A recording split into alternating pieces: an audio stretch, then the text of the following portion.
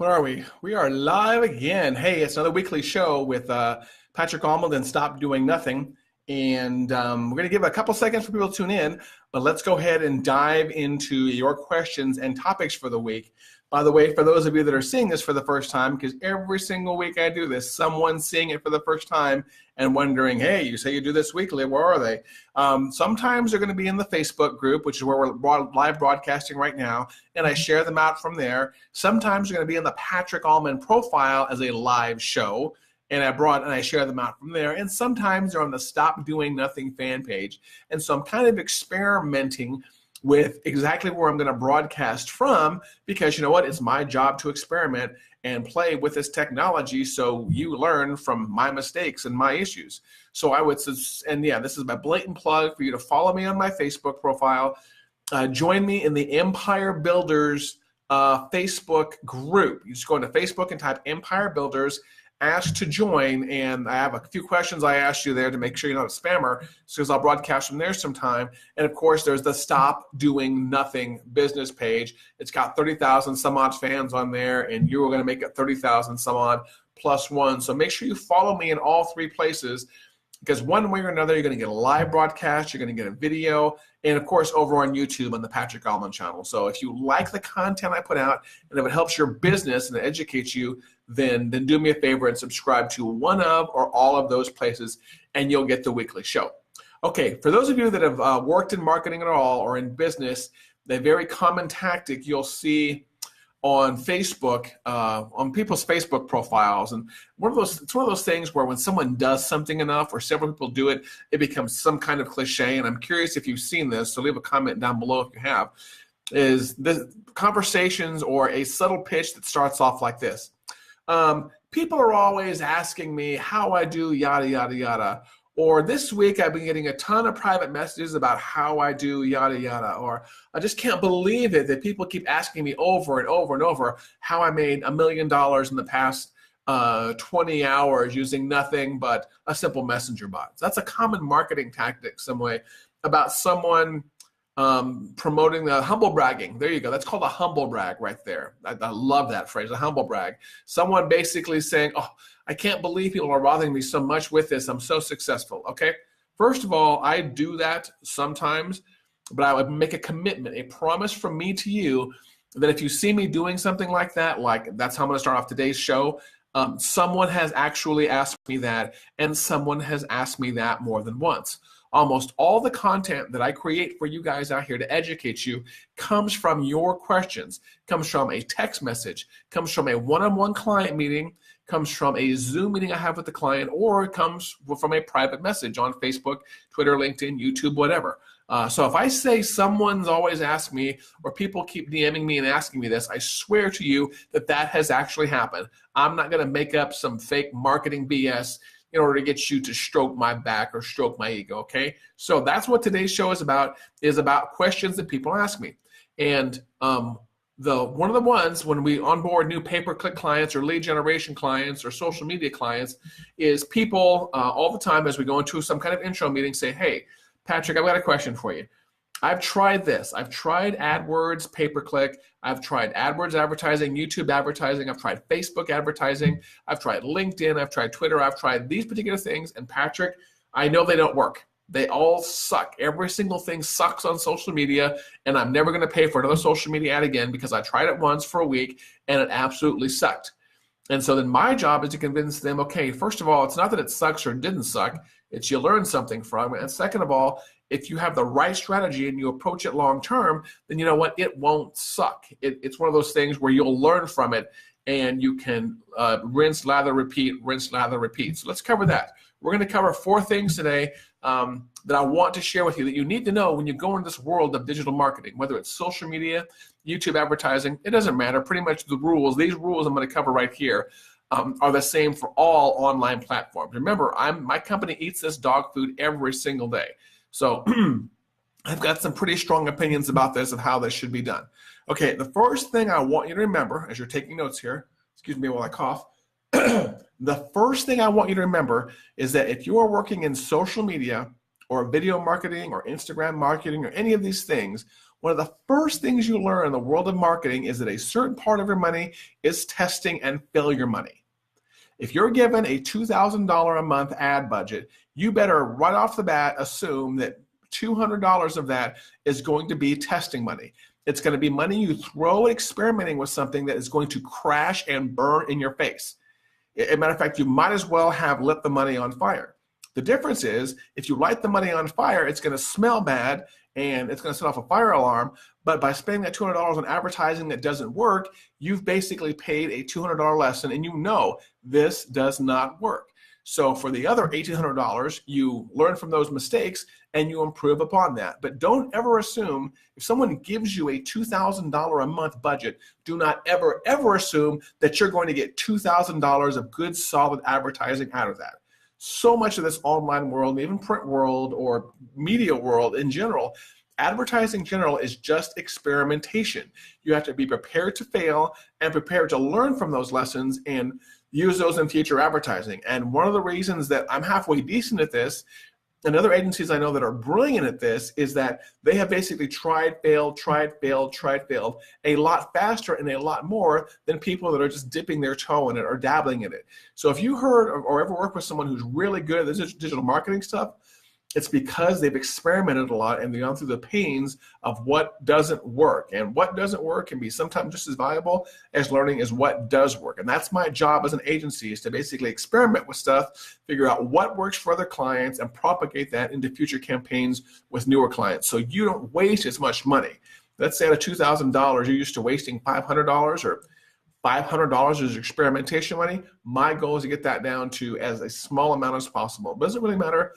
Every single part of a digital marketing campaign is going to be some kind of testing or experimentation budget. Please, please just get used to it. And that's going to segue into number 2 here. In the world, in life you learn this, but we need to carry this philosophy over to digital marketing, is that there is no right and wrong. I go into conversations, I go into meetings, and people say, Patrick, you are the guru now. What is the place we should be? What is the number one ad platform right now on social media or on the internet? Okay, come on, Patrick, you're the expert, you're the guru, you have the scoop, you know what the number one place is right now. And man, if there was a number one place, I would be rolling in the money, but that doesn't exist. So in the world of digital marketing, there is no right or wrong place to be. I think you should be multiple places. I think you should divest your traffic and your money to at least 3 to 4 different channels, but there is no one right channel. Facebook is not the perfect channel for your business. Neither is YouTube, neither is AdWords, neither is Twitter. There is no such thing as a perfect channel. There are the ones that you experiment with, that you have better reach at, that you get more clicks from, that get you better leads from, and you learn a lot of that from the step 1 here, which is the testing philosophy I talked about. But there is definitely no right and wrong way. I think there was a song by Keith Sweat, there's a right and a wrong way to love somebody.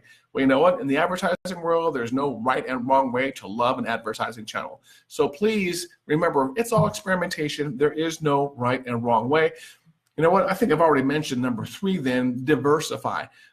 Please do not put all of your eggs in a Facebook ad campaign, or all of your eggs into a YouTube ad campaign, or all of your eggs into a YouTube display campaign. Please diversify your money as soon as possible. You know what? After you test for a while, and if you figured out one set of ad campaigns or one marketing message or one platform gets you better leads, because that's all we're here for. We're here to get leads and generate business and put food on the table. We're not here for reach or likes or social love. We're not here for those little thumbs up ego strokes. We're here because we're in business, and we need qualified leads for our business. So if you experiment with something by divesting or diversifying your money multiple ways, and you eventually figure out that one platform works better for you than another platform, then you know what? You've got that knowledge, you've done that work and that testing up front to know that when you diversified, this worked better than you, this worked better than another platform. So rather than diversify 30-30-30, maybe you diversify 80-20, because you know that 80% is going to be a lot more effective than a 30-30 split. And this is just like investing. In the ad world, you have to do this too. Diversify where you spend your money. You will learn that some platforms are better for your message and your mode of communication than others. So please, from the get-go, diversify your money. Same thing goes with the ads that you build. Diversify your ads from day one. Split those up. Sometimes I'll take on ad campaigns, like a Google AdWords ad campaign or a Facebook ad campaign. I'll go in there and they'll have one campaign, they'll have one ad group, and they will have one ad. And they'll sit there and they'll complain that, man, Patrick, Facebook sucks. This isn't working. Well, you know what? You've only got one ad in there. The beauty of these platforms is it's almost the same amount of effort to deploy 20 ads as it is one ad. So for the love of all that is holy, when you deploy any kind of ad campaign, deploy at least 5 to 10 ads out of the gate. And that's not too hard. That's just a matter of splitting up your headlines.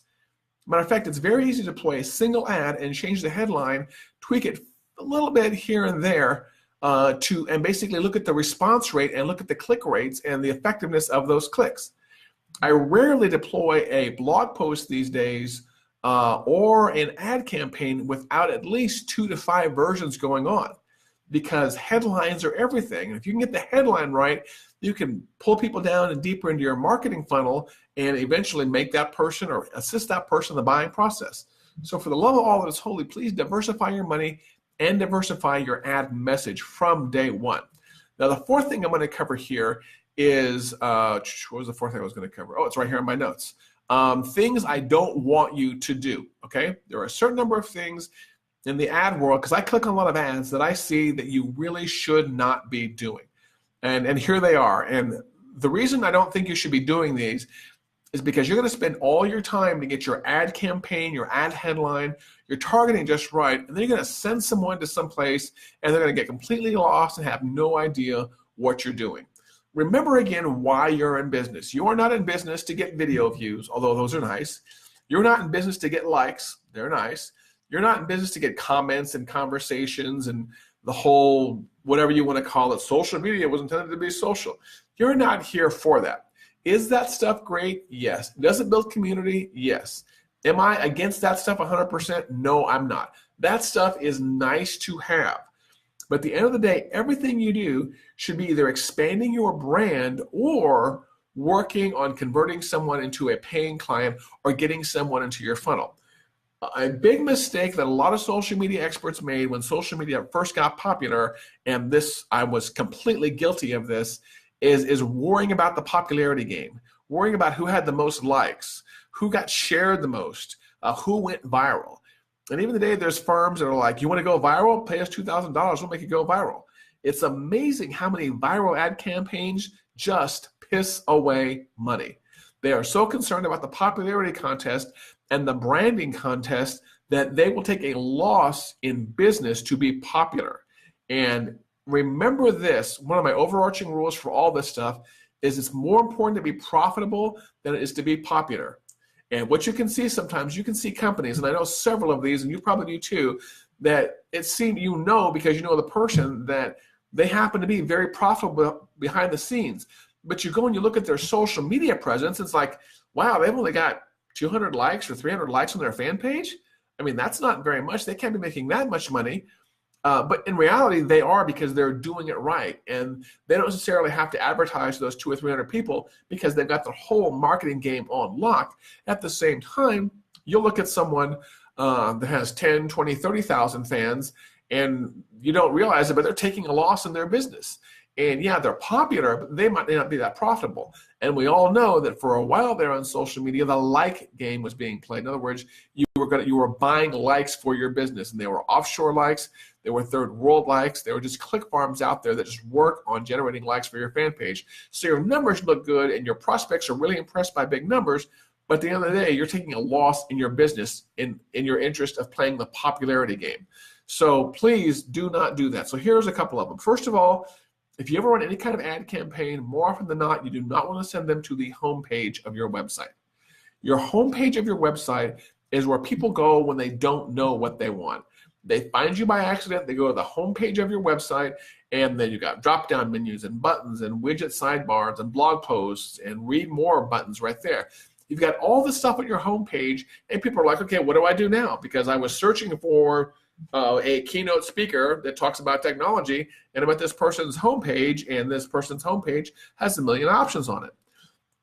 We don't ever want to do any general marketing campaigns, or rarely. I never say never. Remember, never say never, and all blanket statements are false. All blanket statements are false.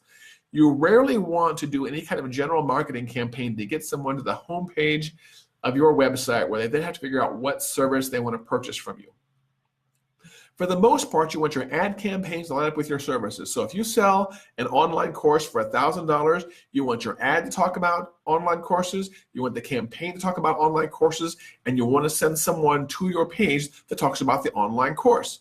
If you're a public speaker, and I'm deep in the public speaker world, and if your ad talks about a keynote speaker, then you want your ad copy to be all about the keynote speaker, and you want to send someone to your page where it talks about you being a keynote speaker. There's so much importance in conversion when it comes to lining up the headline and the message and the targeting and where they land and down that path. All marketing is a path, and it starts with the ad right there. So make sure you do not send someone to your homepage. There's some rare exceptions to that, just like there's exceptions to every rule.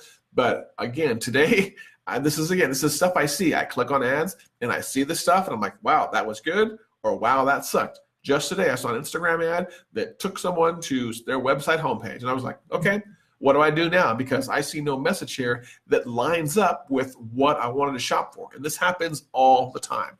This is one of the most common mistakes I see, sending people to your homepage. Number 2, sending people to a blog post. If you've got a really great blog post, it's getting a lot of readability, I'm very happy for you. We all love the likes, shares, comments, and whatever it is. But unless that blog post either links to a product purchase or links to a way to get someone inside your funnel, you do not want to send someone to a blog post. Now, the exception to that might be if you have a specific pop-up on that page, or if at the bottom of the blog post, there is a very compelling call to action. Then a blog post is kind of like a landing page, and that's okay. You can send people to that. That's perfectly fine. But for the most part, you do not want to send people to a blog post. Number 3, I saw one today, which just kind of blows me away. And I stay up on a lot of marketing stuff. And this one kind of, again, I just don't get it. Somebody was talking about some kind of freedom lifestyle in their ad. And this is over on Instagram. And on Instagram, there's like a little learn more thing down there. And I clicked on that learn more thing, and it instantly took me to the Facebook Messenger bot of their fan page. So basically, I had to agree to like instant message them as a result of clicking on their ad. So let me get this right. You paid good money for an ad, and the first place you do is send me to some robot that some bot marketer has sold you so I can have a quote-unquote conversation with an automated robot that's going to try to basically get me into your funnel. Yeah, you paid good money to have a person talk to a robot. Now, I'm all about marketing automation, but this robot stuff is getting a little bit out of control, and so I'm not really a big fan of it. So try to, again, make consistency between your headlines, your advertising message, and where you send people right there. We've talked here for about 20 minutes or so. I hope this has been useful for you. Again, quick recap. All marketing money has a percentage of it that's testing. There is no right and wrong when it comes to the marketing world. Diversify your money from day one, just like you would when it comes to splitting up your money or divesting your investments. And remember the things you don't want to do. Don't send someone to your homepage. Don't send someone to a blog post. And please do not send someone to a Facebook Messenger bot. Facebook Messenger, I believe, is really actually a hot gimmicky trend, kind of like Bitcoin for the time being. I don't see a big future in us chatting with robots. I mean, you're going to find people out there that are going all in on Facebook Messenger. I'm very apprehensive about us basically using a robot or programming some kind of robot to do our automated advertising for us. And if you watch this, you may not agree with me, and I have no problem with that. Leave me a comment below and tell me why. But for the most part, I'm not a big fan of this. Hey, if you're listening to this on iTunes, please go subscribe and leave us a review on iTunes. I'd really appreciate it. Same over on YouTube. If you're on YouTube, subscribe and leave a comment with your thoughts, whether or not you agree with me or don't agree with me. I'm good either way. Let's have a dialogue and discussion about this. And as always, if this has been useful to you or you know someone who this has been useful for, share this on your Facebook group, your Facebook fan page, or your Facebook profile. Heck, even download the video if you want to download the video and play it at a conference someplace. I'm perfectly okay with that. I give you all the rights in the world. And as I always say, if you have a topic you want me to talk about, because I do believe very passionately in several areas of advertising, DM me, text me, call our agency, 405-251-2022. That's the Focus Digital Marketing Agency, 405-251-2022. 251-2022. You can also text us at that number. But call us, ask me the question, I'll answer it on camera. Or text us, ask me a question, I'll get an answer for you in a future video. My content comes from your questions. So when I say people are always asking me, trust me, if I say that, people have actually asked me that. Hope you have a great Thursday, a great Friday, a great week. Until next week's show, like, share, subscribe, and we will talk to you soon. Have a great week. And don't forget, stop doing nothing. See you soon.